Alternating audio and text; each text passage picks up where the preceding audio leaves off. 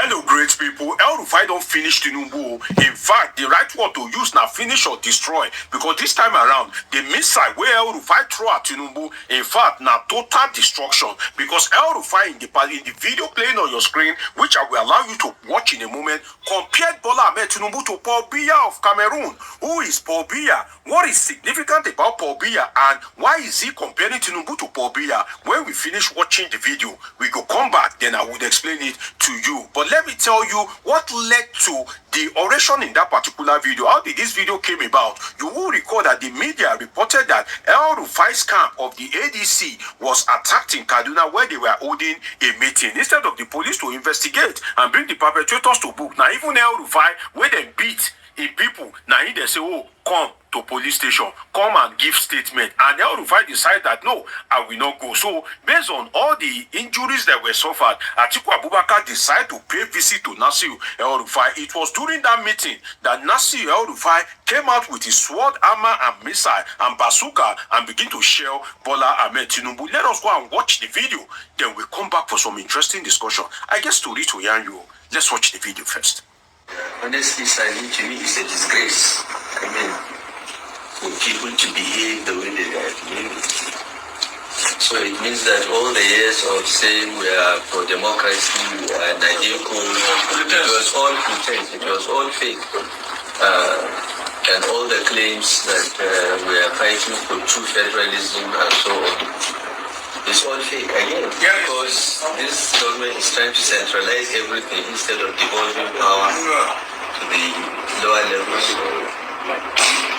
But the sum total of this is that we are facing an evil of such a large proportion in the history of this country that if we don't all come together and end this Tinibu administration by 2027, Tinibu will try to be our Orbia. He will be president for life. All the signs are there. This is how Orbia is. Yes. All the signs are there. So we don't have a choice. And you are our leader. You have done this fight. You have fought the military. You have experience in democratic governance. And when you in charge of this country, no one has been imprisoned because he has different political views. Absolutely not. Never, not once. Even President Buhari with his military background never did that. And here we are facing full-fledged civilians. But they are worse than any military regime we ever had. So your call that we must unite is a timely one. I think the people of Nigeria have made up their minds that this government must go, APC must be voted out. What the people of Nigeria are looking forward to is us. We must provide the leadership and the unity of purpose that we've talked about. And I'm sure with your leadership, with your forbearance and your diplomatic skills of bringing people together, I'm sure we'll reach the promised lands. But as for me, so, well, anyway, I know you're not the kind of person who is scared that will not, confront this situation. So, the more reason why, we should come together to confront this situation headlong. Absolutely. And make sure that, one, it doesn't happen anymore during the remaining part of this administration. Yes. And secondly, like you said, we send them out by 2027. And not through any other thing else, but through the ballot box.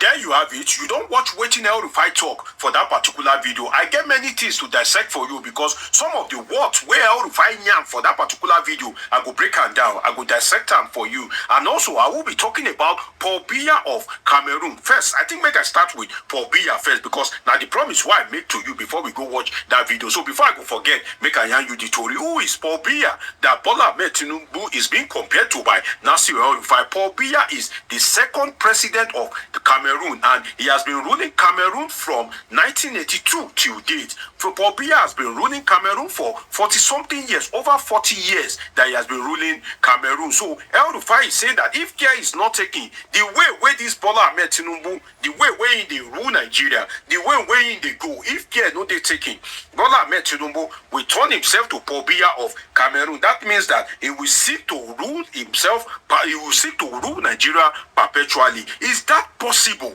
for Bola Ahmed Tinibu? Well, let me tell you that on this note, I will have to disagree with El-Rufai, but later I have some angles that I strongly agree with him, in the sense that, let us look at it. In the history of Nigeria, it is very difficult for you to perpetuate yourself in office. And let's go into history. Let's dive into history. History of power perpetuation attempt in Nigeria doesn't favor Bola Ahmed Tinibu. What do I mean by that? If you look at the history of Nigeria, since when Nigeria became an independent country in 1960, people that have tried to perpetuate themselves in power, that they try to rule for long or try to rule forever, one thing or the other has happened to them. So, history of power perpetuation in Nigeria doesn't favor Bola Ahmed Tinibu. And I'll give you examples in that regard. The first one is Ibrahim Badamasi Babangida, IBB. IBB tried to perpetuate himself in power. He tried to move from being a military president, as he calls himself, into a civilian president. And at the end of the day, there were pressure, both locally and internationally, so much so that the great IBB at that point in time had to step aside and say, well, let me step aside. So you can see that in Nigeria, the pressure will go on kill you, they very easy. Another instance in that regard is Sani Abacha, the late General Sani Abacha. You will recall that Abacha also made an attempt to perpetuate himself in power. At the end of the day, what happened to him? They say chop apple. Not true.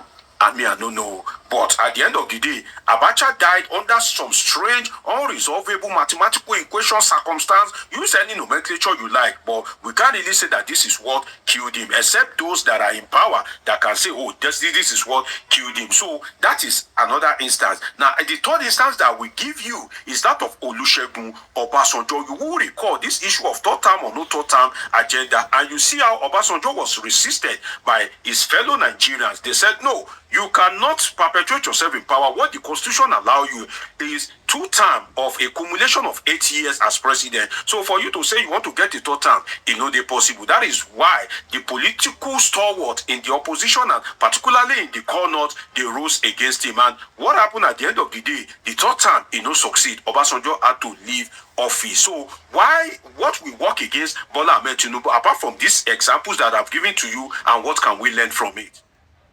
We know we love to you, and what can we learn from it? What we can learn from all these examples that I just gave to you is that the Bola Ahmed Tinibu cannot perpetuate himself in office. Why? The heterogeneous nature of Nigeria. What that means in simple English, we say the plural nature of Nigeria. If you look at Nigeria as Nigeria, there so many ethnic groups in Nigeria. Ethnic groups, when we say they are, they don't say hi. They don't open high. They know what's up. Every ethnic group for Nigeria now, they want power. Everybody don't open high. In such a country whereby there is culture shock, in which your culture is different from mine, and in a country of historical injustice. For instance, the Niger Delta people, the Ijaw people, they believe that there was injustice against them in the case of Kensaruwiwa and the Ogoni 8, popularly called the Ogoni 9, that was executed during Abacha regime. The Yoruba people believe that the Moshood MKO Abiola scenario was injustice to the Yoruba people. So in countries like that, whereby every ethnic group have one matter of injustice or the other, majority of them that they can point to, such a country, it is very difficult for you to perpetuate yourself in power. Now, in compared to Cameroon that El-Rufai mentioned, you see, in Cameroon is more of an homogeneous or semi-homogeneous kind of country, in the sense that you can't compare Nigeria to Cameroon.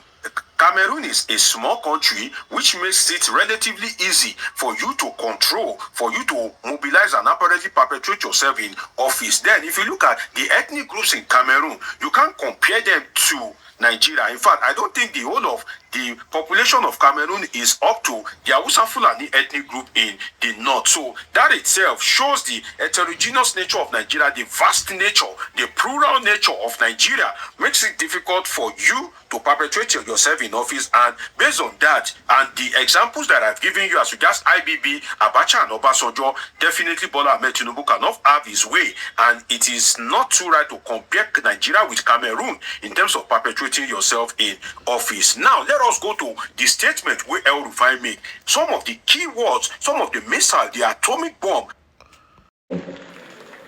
Is tribute. Yeah.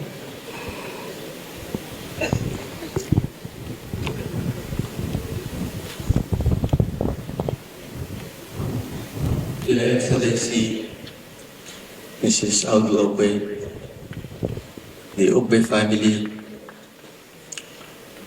Your Excellencies, ladies and gentlemen, please permit me to abridge the protocol.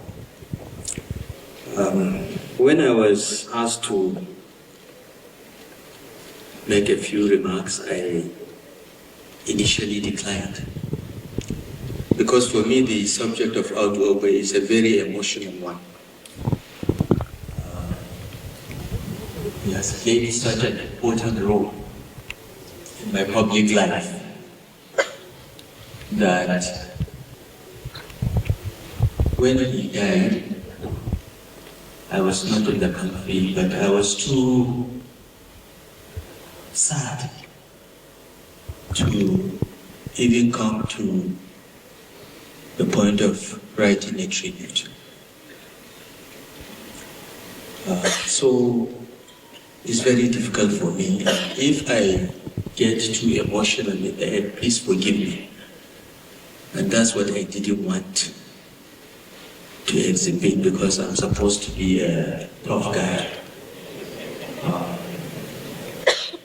I will share 3 stories of my interactions with late Chief Audu Ogbe to underscore the high regard I had for him, I will always have for him. When Chief Audu Ogbe became the chairman of the People's Democratic Party, he convinced President Obasanjo and Vice President Atiku Abubakar that ministers or ministerial nominees should be interviewed, ask them questions about their likely portfolios, and get them to articulate a vision. As you know, when you're nominated for these positions, you get vetted by the DSS and all that, and your name just gets sent to the National Assembly. But when Audu Ogbe was chair, he insisted that ministerial nominees should be interviewed. So the 3 of them constituted a panel to interview us in June 2003. We're all interviewed. And when I came in, he was the first to ask me a question. He said, Nasir El-Rufai, what's your favorite city? I said, well, when I was single, I liked to go to Paris on romantic getaways. But my favorite city is Singapore because it is efficient, it works. And he said, so how long will it take you to convert Abuja into a Singapore? That was the first hint I had as a ministerial nominee that I was going to be posted to the Federal Capital Territory. Well, I responded on 62% of all the residential plots in Abuja. I will not mention the states. But that worried me personally, because if we are building a Federal Capital Territory, everyone should have a stake. So I went to Chief Audu Ogbe as chairman of the party and as someone that I consider my mentor. I went to him, I said, "Sir, there is a problem in Abuja." He said, "What is it?" I explained everything to him. He said, "Look, we have to inject a sense of balance in land ownership in Abuja for it to be a truly federal capital city." I said, "So what do I do?" He said, "Let's think about it." 2 days later, he called me, and his solution was simple. Let us identify the states that are not represented, that don't have people owning plots in Abuja, states like Bayelsa, for instance, and ensure that we grant them large allocations of land to the state government, either the State Housing Corporation or the State Property Development Corporation, to develop so that at some point the government can sell to indigenous of Bayelsa so that they all have a sense of ownership. And with that, we went to President Obasanjo. President Obasanjo endorsed the idea. But President Obasanjo said, some of these states that didn't vote for PDP, don't go to them. I said, "Yes, sir." So when we came out, we went to Chief Audu Ogbe's house. He said, "Nasir, you're going to go to each state governor, whether it's ANPP, PDP, AD, we are trying to build a Nigeria for everyone, not for PDP. I'm the chairman of PDP. I love the PDP, but this is not about PDP. This is how to work with." He was a fair man. He was a passionate man about Nigeria. He was passionate about progress. He was passionate about fairness, equity, and justice. And that's what we did. We went to all the disadvantaged states. I went to the governors. I showed them the problem.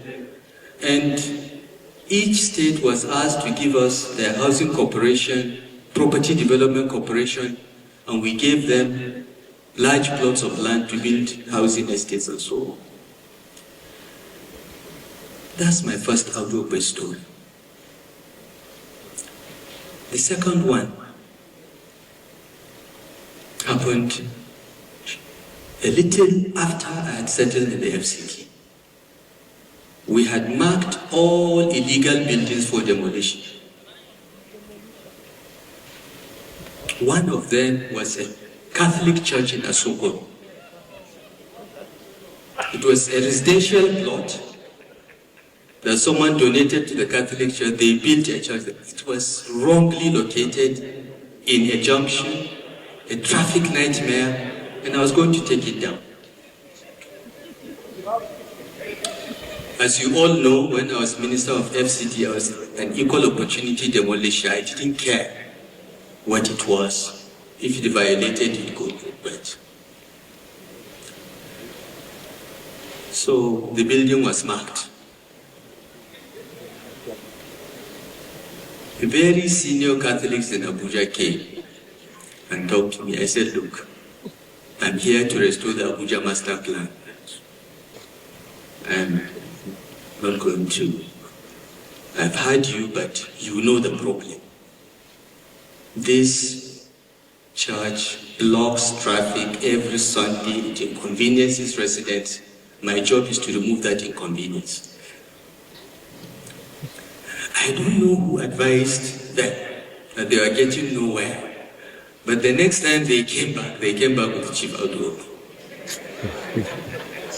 He said, "Is that inconvenience not worth praying to God for Abuja, for Nigeria, for humanity?"